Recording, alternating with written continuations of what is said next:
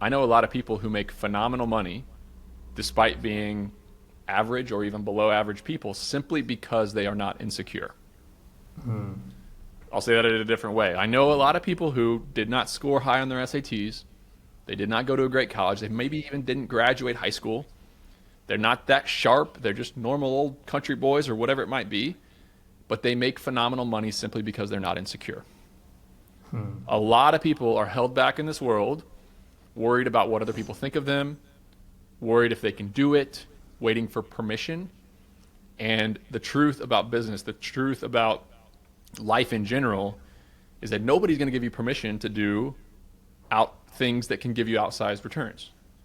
Nobody was going to give a guy like me from Southern Indiana who studied labor relations in college, nobody was going to give me permission to build a real estate private equity company. Nobody was going to say, oh, Nick, you're perfectly qualified. Actually, if I would have tried to go get a job at a real estate private equity firm, they would have said, no, like you have zero real estate on your resume. You are not qualified. You do not have permission. But I went and I built the company. And it's a small business. I'm not bragging. I'm just saying that nobody's going to give you permission to do these things. So if you look at it as a way of, hey, maybe I can do this. Yeah. One of my gifts as a human being is that I have almost an irrational level of confidence.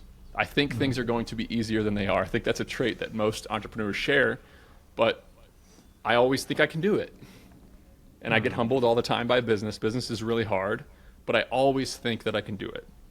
And that's a trait that almost all successful entrepreneurs and even successful earners and high earners, that they share. They have this irrational confidence and they don't let the insecurity of doing unique things hold them back in life.